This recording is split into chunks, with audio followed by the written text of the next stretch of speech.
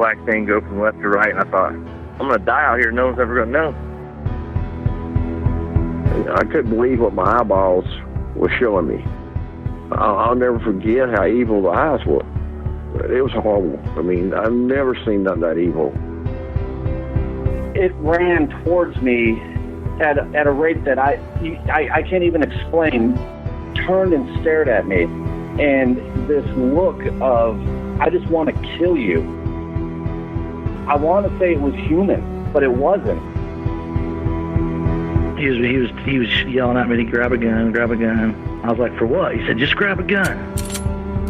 And there's footprints all the way to the door of my house. It had went inside my garage all the way to the door.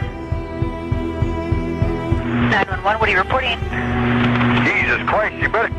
Sir? Zia! Hello? Get somebody out here.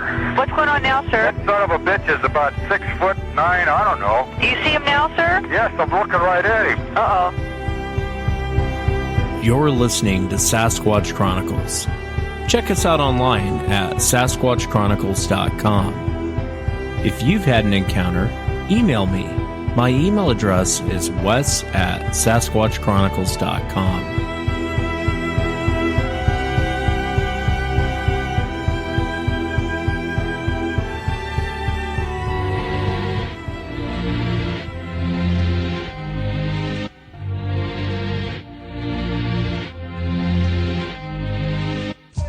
Welcome to the show, everyone. Thanks for being here tonight. Got a great show planned for you tonight. I'll get to that in a minute. I'm going to be in Houston on May 11th. I'm jumping on here to talk about this live show before Sunday. I'll be back on Sunday for the members. There's 4 podcasters doing a live show all at one event. Hillbilly Horror Stories, Twisted Philly, and Tony Merkel from the Confessionals. I'm not really sure how he got in, but I'll be down there. We'll all be down there. Come hang out with us. It's Saturday, May 11th from 7 p.m. to 11 p.m. And on the blog, I'll throw up a place where you can get the tickets. I think tickets are actually almost sold out. It's a relatively small event, but I got invited to come hang out and do a show. And I thought, what am I going to do for a live show? And then I gave Bob Gimlin a call and said, hey, Bob, you want to come hang out with me down in Houston? And he's like, yeah, absolutely. So Bob and myself will be down there. All the other podcasters will be down there. I hope if you're in the Houston area, you can come check us out. Again, I'll put a link on sasquatchchronicles.com on the blog if you want to purchase tickets and come hang out. It's at the Cisco Salsa Company, and all the information is on the website. Hope you guys can join us. Let's get down to business tonight. I'll be welcoming Ash to the show, and Ash actually had 2 encounters in Tennessee. One, when he very first got out of the military, he was out fishing with family and had an encounter, and then many years later, he was working in law enforcement, and he was helping out park rangers, and they had an encounter. Very, very fascinating stuff. If you've had an encounter and you'd like to be on the show, shoot me an email. My email address is wes@sasquatchchronicles.com. And if you get a chance, check out sasquatchchronicles.com. You can become a member and get additional shows. Let's jump into it tonight. I want to welcome Ash to the show. Ash, thanks for coming on. Sure. And I know you actually had 2 encounters, one in the 70s and one in the 80s in Tennessee. If you would you just kind of start from the beginning and walk us into this first encounter? What were you doing, and what did you guys see? Well, I was just out of the Army. I was about 21 years old. And my dad, his uncle, my great-uncle, and then my uncle, Matt, who was my dad's brother-in-law, the 4 of us were fishermen. We liked to go fishing. We liked to fly fish. We liked to hunt. And my grandfather had purchased a piece of land in the late 1940s that included a small cabin on it and access to a river that had really good trout fishing. And it was on one of these trips. And we had gone up into the mountains, and this is an extremely rural area. It's on the Tennessee side of the Great Smoky Mountains, but it is within a few miles of the North Carolina state line, and it's extremely remote, mountainous area. And we would go up there 2 or 3 times a year to either fish or deer hunt. And in this case, I was just out of the Army, so it was sort of a celebration. They decided to, we're going to do a spring fishing trip, and we had taken off and gone up there. It was still a little snappy in the morning. It was still a little cool. It was still a little cool at night. It was kind of early spring. And we arrived up at this area late afternoon, and it was probably 30 to 45 minutes off of the pavement along a dirt logging road to get up to this area. So it's pretty remote. We had arrived, and early the next morning we decided to put on our waders, put on our gear, and go down into the river. And to kind of set the scene, you have to walk down through the woods, and it's a fairly steep downward trail, probably 45 degrees or better. And my great uncle Bill, who was, the oldest guy, required some help to get down because of all the loose rock and tree roots and things. So it was a pretty, you could twist an ankle pretty easily on this trail as it wound through the woods. And when you got to the river, it dropped straight down 2 or 3 feet, but where we would go in on this trail, you could get down to it. Once you got into the river in your waders, you walk downstream about 400 or 500 yards, and you are in a very steep cut. In other words, there's no bank on the right side at all. There's just a rock wall that goes straight up. And on the left, it's wooded. You've got a 2 to 3 foot high dirt bank, and then a lot of trees, and then they just go steeply straight up. So you have the illusion you're in this big cutout as you're going fishing down through there. And we spent a lot of time there. And my dad and my great uncle Bill were ahead of us and on the right side of the river, probably, 35, 40 yards ahead of us. And then my uncle Matt, who was only about 7 or 8 years older than me, we grew up more like brothers than we did, uncle and nephew. But he was also on the right side, and I was fishing the left side, and I was looking for a particular eddy that I knew that I had a sense there's going to be some trout there. And so it's noisy because the river is just really rushing over rocks and everything, and it's noisy, but it's also very peaceful. And abruptly, I had the sense, like 1,000 fire ants were biting me on the back, that something was behind me, something was nearby. And it's not unusual, and it has happened many times that we walk up on a bear, or that we've walked up on, a big cat or something like that. So I turned around, I turned over my left shoulder, turning towards the shore. And as I turned around and looked, reasonably close behind me, I'm thinking like less than 10 yards, was an animal, upright, black fur. And I didn't get that good of a look at it. I had maybe 1 second to 2 seconds of a glance at it. But it turned and it stepped up onto the bank and then moved up into the woods rapidly uphill. And why I did not think that was a bear, it was walking upright, and it took 1 step and cleared a 3-foot bank. And then going all the way up to the ridge line would be 75 to 100 yards above our head, straight up, or fairly close to straight up, and this thing moved rapidly, and I saw flashes of its fur as it moved up this hill through the trees. And when it got to the top, and it was crashing through the woods. Trees were moving, a lot of thick brush was being, pulled aside, and you could hear the snapping noises. And as it went up, it cleared, and it got all the way up to the top of that ridge in just a matter of seconds. Even a scalded bear couldn't have run through that woods that fast. So this just stunned me. And I turned and started walking over to the other side of the river. And I yelled, "Bear!" because that's the only thing that I had that I could think of that it was. And I got my Uncle Matt's attention and also rapidly got my dad's attention, even though he was pretty far away. I must have yelled pretty loud. And I was pointing and kind of looking up the ridge. So they started looking up there as I walked across and through about thigh-deep water. So I'm moving carefully in waders, hip waders, so that I don't fall down. And as I've turned my back to this thing and I start walking, I can see that my Uncle Matt is staring at it. My dad is staring at it. And in a loud, an incredibly loud voice, it made this, "Hey, hey," type sound. And I'm really not giving it, a proper impression, because it was guttural, deep, and it was loud. I'm talking like a moose bugling, loud, incredibly loud. There's no way that a person could make a noise like that unless you had a bullhorn. But the brain's a funny thing. As I heard this thing coming from behind me, and I could hear it echoing off the rocks in front of me, I still thought that's my dad yelling, hey. So I yelled, hey, back. Every time there was a hey, I yelled, hey. And nowhere near as loud as this thing was coming at me. When I got over to the other side of the river and I looked at Matt and I said, what is that? And he just kind of looked at me and he was like, you tell me, what was that? And we heard it again, where it made that noise, that hey type noise. And these huffs, these loud huffing noises like it's exhaling. By this time, my dad was walking towards me, and my dad always carried a revolver when we were on these fishing trips. And it bothered him enough, and I don't know what all he heard, but he had his gun in his hand.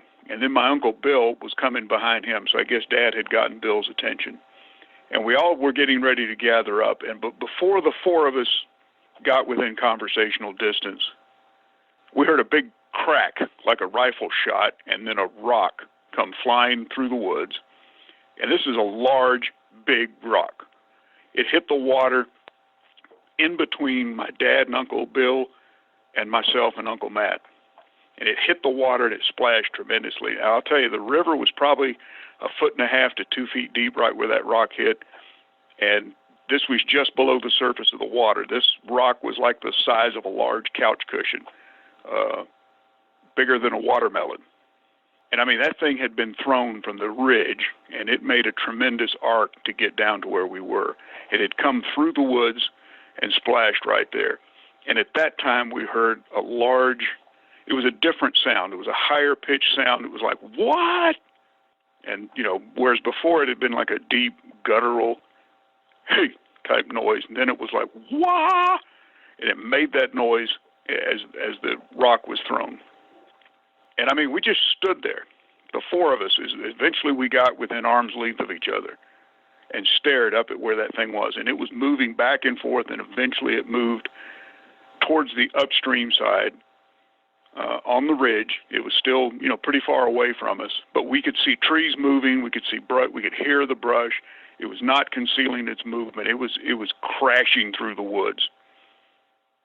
And then after just a few seconds, there was nothing, and we stood there for, I know, a good minute, staring at the top of this ridge.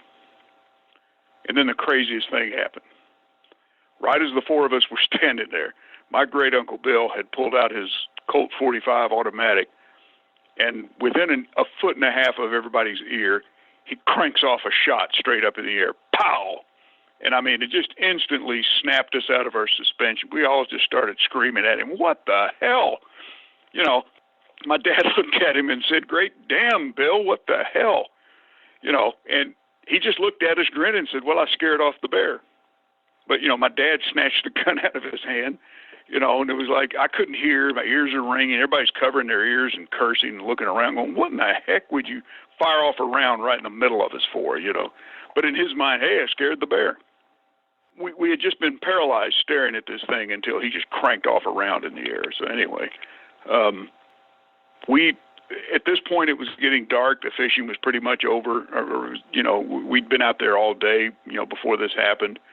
And so we started walking back upstream, and we were looking for the trailhead.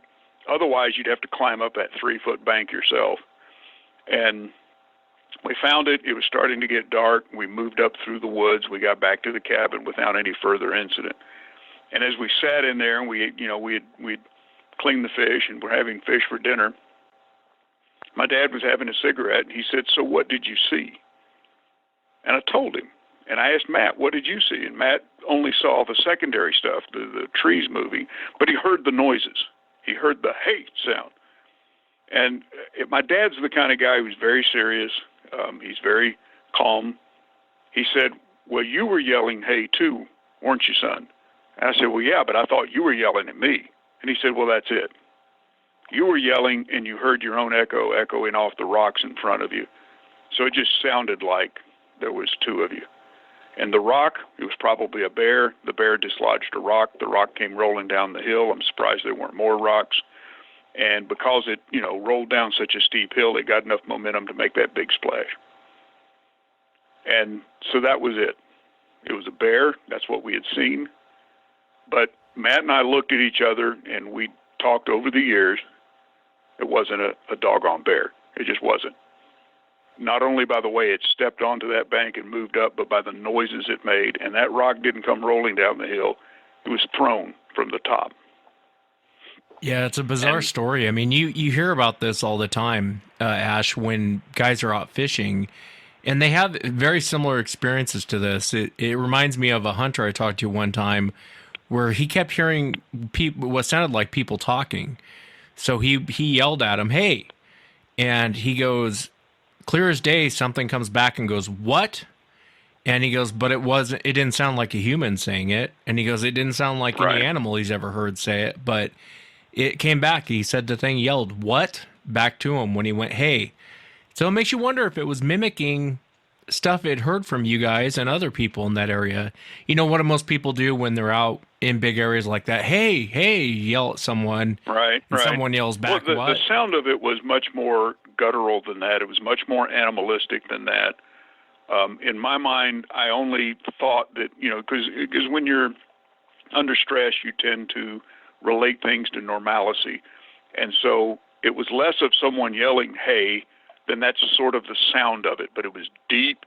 It was impossibly loud. Like I said, if you've ever heard an elk or a moose bugle and how incredibly loud that is, that's the level of volume. And it caught everybody's attention. My dad's explanation was just denial. That's all there is to it. Because you could not help but hear it. And then the second tone, the more like the wah, was higher pitched, almost like it was, heaving that rock and then screaming after it. But I mean, in any event, bears don't make those noises. I've been in the woods. I'm in my 60s. I've heard bears. I've heard all sorts of animals. I've hunted all over this country, and I have encountered bears numerous times. If it were a bear, I'd laugh and say, "Oh, wow, that bear sure scared the crap out of me." This did not act or seem like any bear, especially the way it paced back and forth across the top of the ridge and then went in the upstream direction. But whatever it was behind me. I think that we had gone around a bend. It probably was as surprised to find me there as I was to find it. Because when I turned around, it had already turned and was stepping up onto the bank and going up the hill. Yeah, and that's the other part too. That's it couldn't be a bear. I mean, a bear they don't go up hills like that. They're on all fours, right? And they can go up a 3-foot bank, no problem. On two legs, though, I think it would be kind of comical to see a bear try and get up a 3-foot bank on two legs. I think the bear would fall. And this thing, and I don't have a great description of it because I did not see it. I was young enough, although I had, been in the Army in that time frame. I was not in Vietnam. But that thing turned and just took a step and was gone. So it's not like it scrambled up the bank. It took one step and cleared that bank and was gone. But that, I put that aside. Matt and I both, we accepted my dad's explanation as far as, well, we're just not going to talk about this. We're not going to tell anybody. But in the pit of my stomach, I knew I'd seen something that was not a bear, and Matt agreed with me. And so but I put it aside. I didn't let it change my life. Matt and I kind of had a little private conversation of, wow, wouldn't it be cool to see it again? But we didn't stop hunting. We didn't stop fishing. We were probably a little more cautious. If you heard something, and in the past we would have thought, hey, was that a bear? But now we'd think, it just opened up the possibilities of what a noise on the outside of the tent could be. Yeah, I hear But we didn't. It was that incident alone. If that had been the only thing that I'd ever seen, I never would have called you. No, I never would have reported this because I would have just wrote it off to, okay. We'll go with the bear story. Saw something strange. Even though nothing adds up, it being a bear.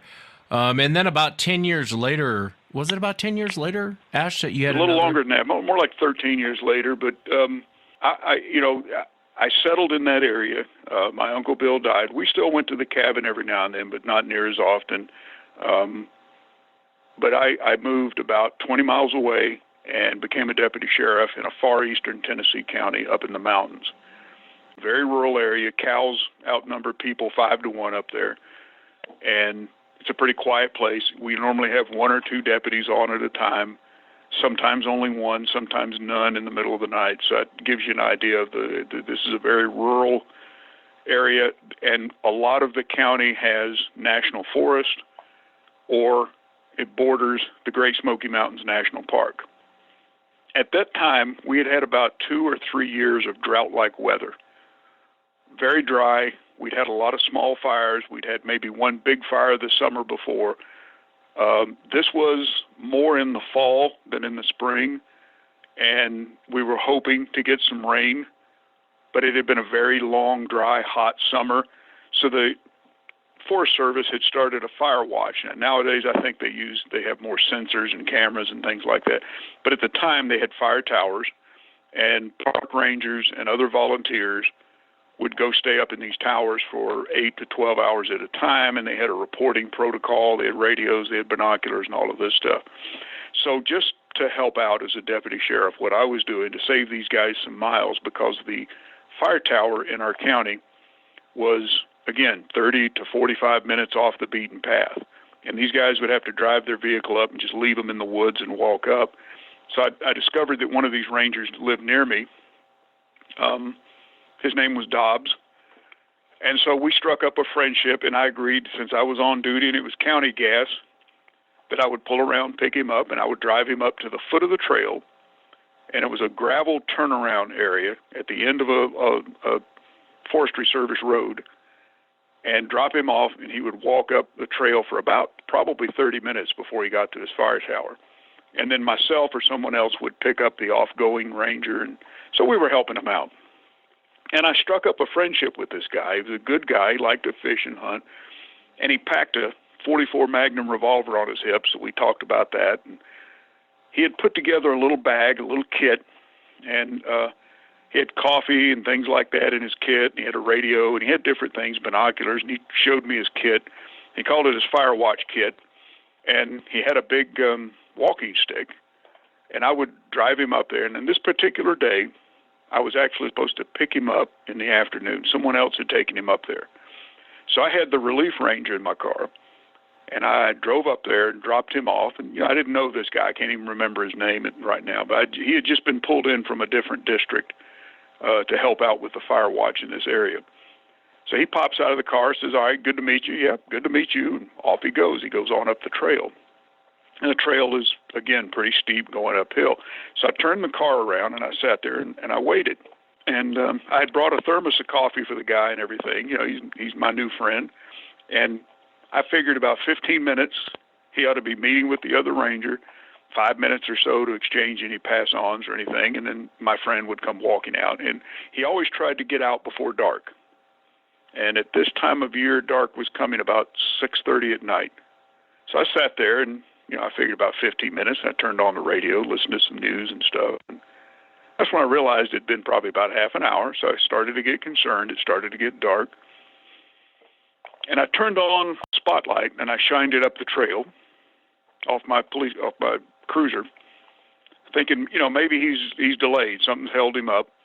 So I wanted to make sure and illuminate the trail for him. And then it got dark, and so I turned on my overhead lights, the blue and red flashing lights. And I said, well, this way, if he's, all he's got to do is come downhill, but he may wind up on the road, a mile away from me or something. So I wanted to flash the lights to where he could see where I was. And I waited another half hour. Now it's pitch black out. So I was worried. I was worried about my new friend. I was worried what was going on. So I got out of the car, and I grabbed the thermos of coffee. I grabbed my flashlight. And I just at the last second reached back into that car and grabbed my Winchester .44 Magnum rifle. And I had a spare key, so I locked the car up, but I left it running with the lights flashing so that we could find our way back. And I took off up this trail. And I'd never been here before. And it was a lot steeper than I thought. I mean, I was pretty wore out in just about 10 minutes of walking up this thing. And you're basically on your balls of your feet and your toes, and you're reaching for it, and I'm using the butt of this rifle as a walking stick, and I'm grabbing trees to pull myself up. So I kind of had a new respect for these guys. But I get up, well past where I thought the two rangers should have met at the halfway point. And I realized that, it's dark enough. Maybe I should go back. This is when I began to smell smoke. And I realized that, okay, there's a fire, and this is what's delayed these guys.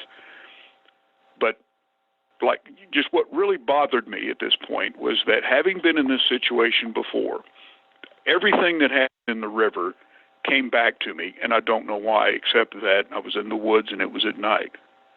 I've been in the woods a million times since that incident, but it was like someone took an ice cube and ran right down my back. Everything that I had buried in the pit of my stomach came back, because my skin began to crawl, and I realized something is not right. And it's not just the fire. Something's not right in the woods, and the thing that's not right is me. I'm out of place. And I distinctly had the feeling that I'd been watched, that something was wrong, and this is why I didn't turn around and go back to my car and call in the fire. And I moved forward at this point, and I started yelling out my buddy's name, Dobbs, Dobbs. And I got concerned for him, and I got all on up the trail, and I got to an area where there was a clearing. Now, at this point, I'm almost up to the fire tower, because I'm almost up to the ridge. I certainly should have seen these guys, and at this point, the smell of smoke is heavy. There's an orange glow in the sky. We had a little moon. The moon had finally come out, and I didn't just have to use my flashlight to see, but I could see that orange glow in the sky, and I knew we had a forest fire. And as I moved up on the ground in front of me, something caught my eye, and I bent down, and it was Dobbs's hat.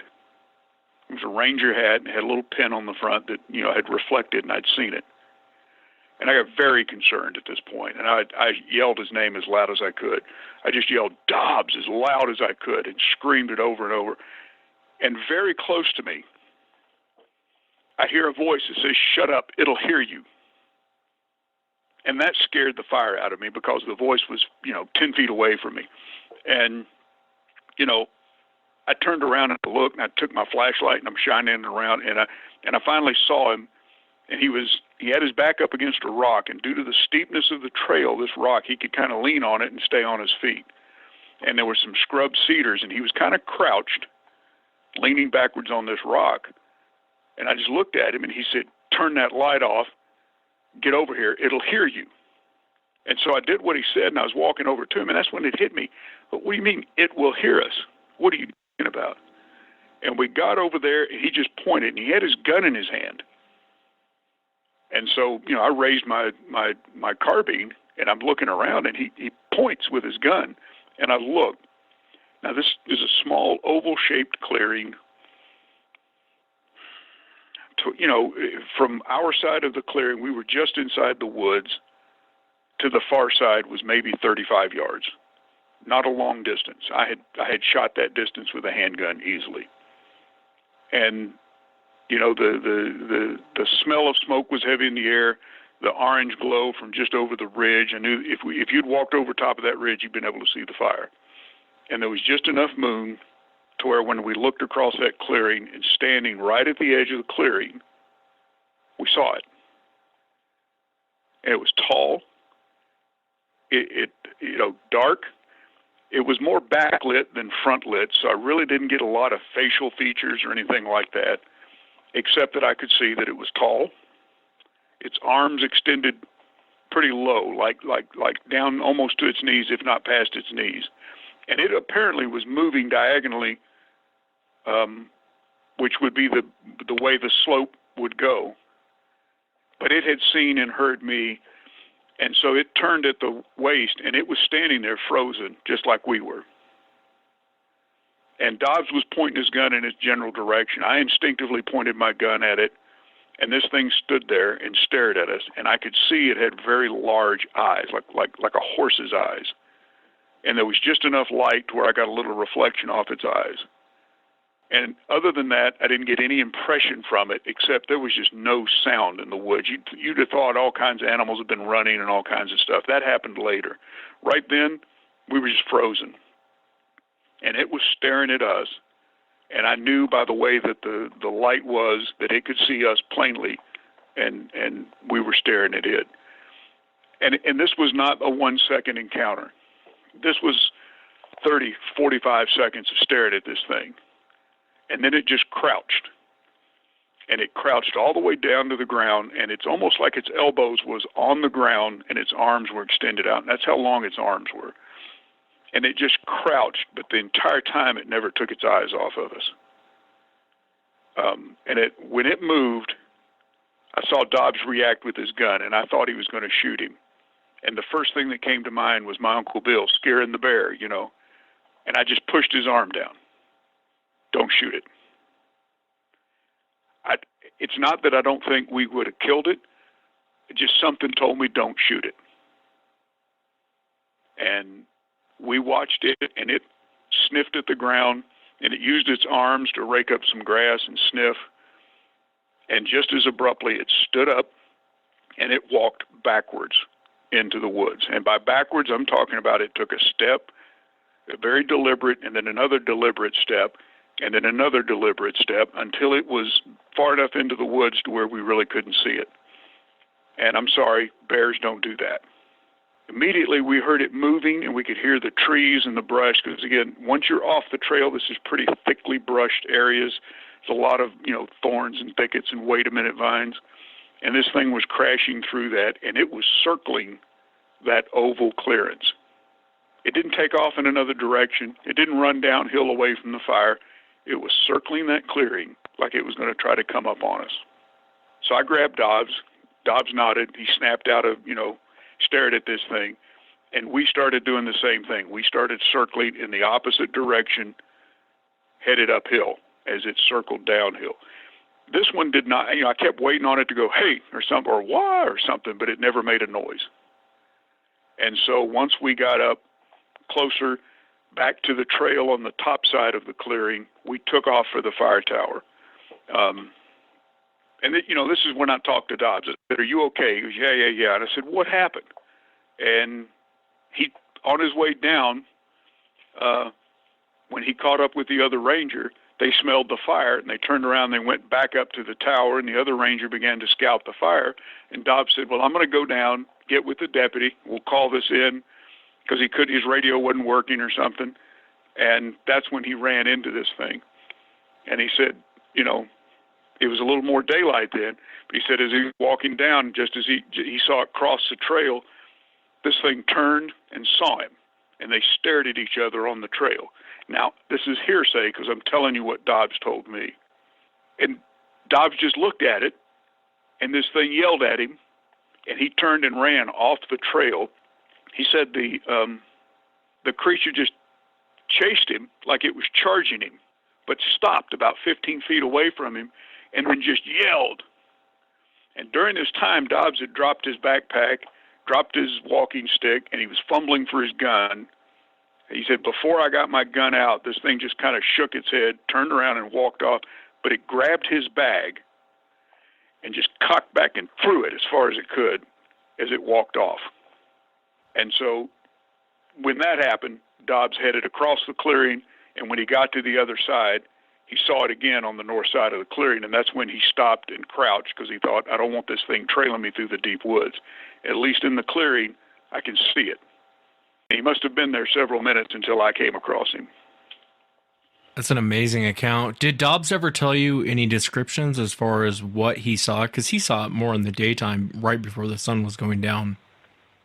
Well, that night, after he gave me the Cliff's Notes, like basically what I told you as we got to the fire tower.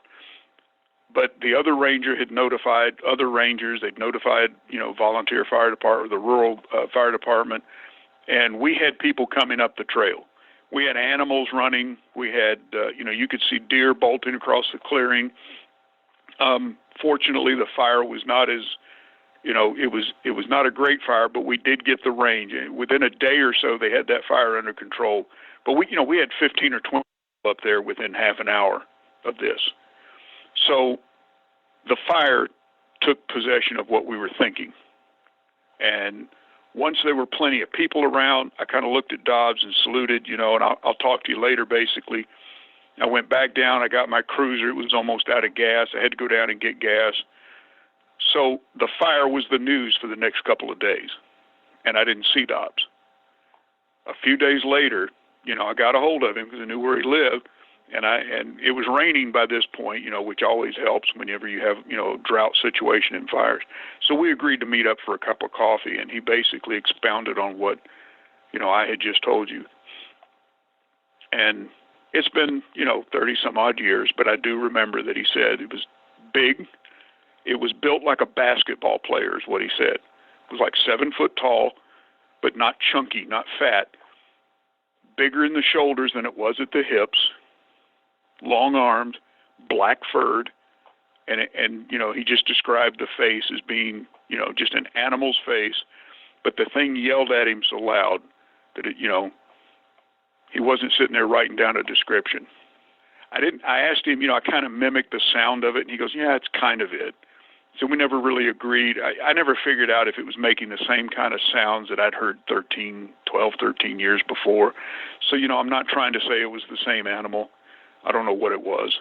But, both of us agreed as we sat there one night and had cigarettes and coffee, it was no damn bear. I've hunted all over the United States. I've been to Idaho. I've hunted up in Wyoming. I've hunted here in Missouri. I've hunted in Texas. I've seen all kinds of animals, and I continue to hunt and fish all over western North Carolina and eastern Tennessee. It's not a bear. I've seen many bears. Yeah, I've seen them. It doesn't sound like a bear. I've seen at them all. angry. I've seen them with cubs. I've seen boars. I've seen a lot of animals. This was not a bear. That's all there is to it. It's bizarre, the behavior, it picking up the bag and throwing it almost like, that's kind of more human-like behavior than you would get from a wild animal. If it was a bear, it would have just bit the bag and maybe walked off with it. And even then, it probably is not going to happen. But for it to pick it up, throw it. Do you think Dobbs was in trouble? Do you think this thing was coming for him? Well, he described it as, it's almost like he ran into it. Even though there was a few yards between them, this thing was crossing the trail as Dobbs was coming down. And it saw him, and Dobbs saw him, and the thing stopped and screamed at him. And Dobbs dropped his kit and his stick and ran off the trail into the woods, probably at a right angle to the trail, basically, and as he was fumbling to get his gun out. And this thing pursued him. And in his words, it charged me. But then it stopped. Like, I'm just going to make sure that you're going to keep going. It's sometimes like you see a vicious dog go run right to the edge of the yard and stop. And this thing ran at him, and it was growling, and he said it yelled at him, but it stopped before he got his gun out. The gun didn't come into play here. And then just kind of huffed and shook its head and walked off. Like, don't scare me again, almost. And again, that's hearsay. This is me repeating something that a guy told me 30 some odd years ago. But I was like you. It was interesting that it grabbed the bag and just flung it. I will tell you this, and even before the fire didn't consume that area of the. We found his hat again. We never found that bag. And, its behavior, too, of circling around back behind you guys, almost like it's not over yet. A normal animal would just run off, if you confront it like that. Well, this is why I say it's not a bear. Yeah. With a fire behind it. Now, in both cases, in the first instance in the river, I think it was fishing, just like we were. And it walked up on us, and it startled it. And I think it was reacting territorially. Like, what are you doing here? Because we only went up there a couple times a year, really, and nobody else went into that area. I would bet not a dozen people have been in that area by that time. The second instance, I think the fire drove it away from wherever it was, so it was moving away from the fire and ran into us. Now, I'm guessing here, and I'm not a guesser, but I would imagine this thing related the fire to us somehow. When it was circling in the woods, out of sight, that's a predatory tactic. It didn't come running across the clearing at us. It backed into the woods. Now, I've seen bears back up. I've seen dogs back up, and they look left, they look right, and they back up a few steps, then they turn around. A four-legged animal can turn around pretty quick. This thing took several deliberate steps walking backwards, as if it wasn't sure we had seen it. And then it began circling. And that's when I kind of smacked Dobbs and said, let's get out of Dodge. And we circled in the other direction to get to the top of the clearing, almost to where it had been, but hit the trail, what was left of the trail, and got up to the fire tower. Did Dobbs ever give you the impression like he kind of knew what it was, or do you think he was just as lost as you were at the moment? I mean, you had that encounter earlier, so you kind of, well, I'm sure it's all flooding back to you. But did Dobbs ever mention anything about ever seeing anything strange like that, or had any of those? Dobbs was an experienced ranger, and he'd never seen anything like it. And we both sat there and agreed. We never told anybody about it. One, there had been a big fire. The fire was the news. He wasn't an idiot. You don't work for the National Forestry, so the federal government like that, and talk about things like this. They think you snapped your cap. Especially other forest rangers that had never seen anything, and he'd never seen anything like that. And he to mention the word Bigfoot, he just kind of winced. He didn't like that label, but that's what it was. And one thing we agreed to, and we almost kind of laughed about it, is, one thing's for sure, it's no damn bear. Dobbs was not young and inexperienced. He'd seen a lot of animals. He'd seen animals under stress. He'd had to put down animals before. They had had to relocate bears before with biologists and Park Service people, nuisance bears and things. He'd been around wildlife and in the woods his whole life, as had I. This was no bear. Yeah, I always think that's a ridiculous argument you hear, even sometimes from Bigfoot researchers, where they're like, there's a lot of people misidentifying these things as bears. And then when you listen to the witnesses tell what they saw and explain what they saw, I don't know how you could say it was a bear. I mean, in most cases, when that argument comes up and then you hear someone's description, I mean, even your first encounter where it was 1/1000, 2/1000, and it's gone, and you describe it stepping up on the bank, bears can't do that. They just don't move like that. And in your second encounter, you can see the intelligence behind this thing. If there would have been a grizzly bear and it was pissed you guys were there, it would have just came for you. It wouldn't have sat and danced with you guys, or it would have ran off. It's either one or the other, but it's not going to stand there and, have like a Mexican standoff on who's going to make the wrong decision. And I think you were smart not shooting it. I think that would have gone extremely bad for everyone involved. I think it probably would have turned into a mess if you would have tried shooting the thing right there, especially in the dark. Well, I've only recently listened to podcasts at all, much less podcasts about Sasquatch. And I've heard a few, and they talk about, I don't think I could have shot it. I don't think shooting it would have stopped it, that sort of thing. I didn't have that sense. I've seen bears that were bigger than this thing. Not in the Smokies. In the Smokies, you have black bears. You get a 450-pound black bear, you've got a really big black bear. But I've been out west. I've seen Kodiaks, and I've seen grizzlies, and I've seen brown bears. I've seen bears that were bigger than this thing. But this thing was tall, and I don't want to describe it as lean, but lean. A bear has some bulk to it, and he's got a gut to him, and he's big, and he's broader at the hips than he is at the shoulders.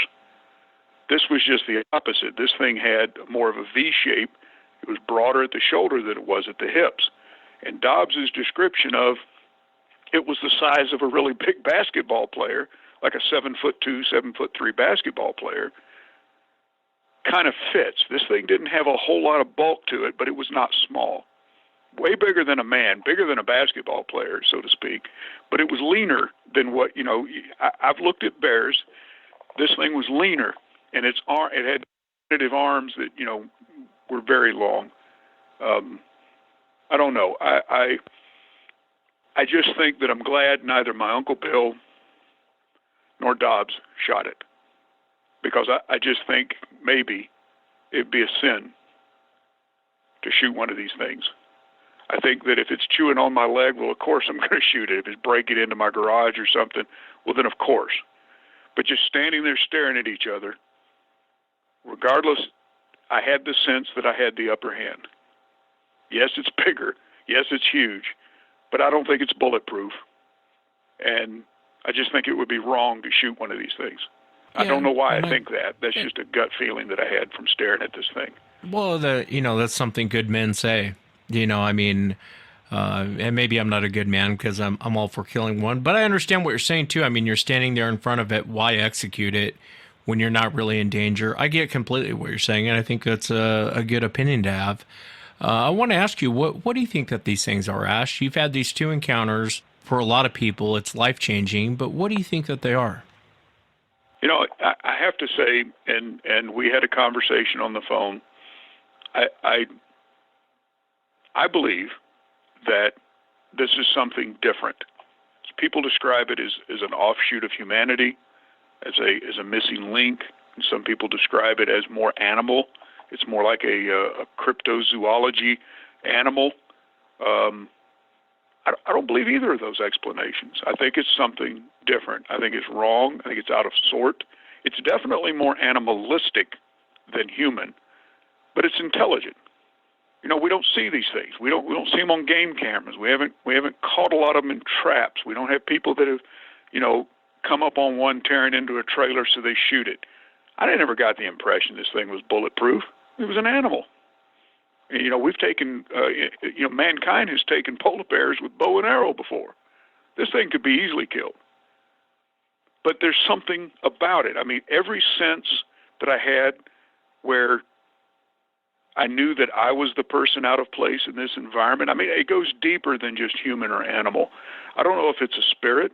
I don't know if it's a manifestation. But I kind of agree with others that it's out of place. It doesn't belong. There's no easy explanation. We don't have a fossil record. We don't find bones of these things. We've had a lot of people pull hair. There's never anything super conclusive like there would be if this was purely just another mammal. So I think it's beyond that. And I feel kind of funny saying that, but that's just what I feel. It's not what I think. What do I think it is? I don't know. What do I feel that it is? I feel that it's out of sort. It's out of place. It doesn't belong. And that's why I didn't think about not shooting it. I didn't have an opinion as to whether to shoot it or not. I just had the gut feeling that it would be a sin to shoot it. That's the only word I can think of. Yeah, comes to mind. And I appreciate you saying that. And there is something to what you're saying. I mean, anyone who says it's just a normal animal, you can take apart that argument in 2 seconds. And you brought up the fossil record. Mm-hmm. And so, but to say it's completely human, you can take apart that argument in 2 seconds too as well. It's a bizarre subject. And there's a lot of people that run into these things and they're not really sure what. I've heard that from many times from hunters. One comment that you've made where it's not a bear. Then I'll ask hunters off the air, well, what is it that you saw? And they'll explain what they saw. And then I'll ask them, what do you think it was? And they'll say, I don't know, but it wasn't a bear. I can tell you that. Wasn't a man, wasn't a bear. It was something very different. And so it's a mystery. It'd be nice if we could solve it in our lifetime, but I have a feeling it's probably not going to be. But it's a fascinating account. I really appreciate you taking the time to come on and share it, Ash. I have never really told this story to anyone. I told my wife, and she attempted to believe me. She was more empathetic than believing. But I told my daughter, who's pretty young, and she kind of went, cool, right off the bat. And she had told me about podcasts because she knows I drive a lot between Tennessee and another area where I work. and I've retired from law enforcement. I have a different job now. And she said, well, instead of just listening to, old music or something, you can listen to these. And it's like listening to, old talk radio or something. And she turned me on finally to a couple of different shows, but she said, listen to this one, listen to Sasquatch Chronicles. And I enjoy this show because it's much, I don't know, it just has a little bit of a class to it that I thought, it's a class above, so I'm going to listen to this show. And that's, after a fashion, after talking with her and talking with my wife, they encouraged me to, write you. Well, I'm glad they did, and thanks for listening, and thanks for sharing your encounter again, Ash. Absolutely. Thank you. And that's it for tonight, everyone. Remember, if you've had an encounter, shoot me an email. My email address is wes@sasquatchchronicles.com. Have a great night, and I hope to see everyone in Houston.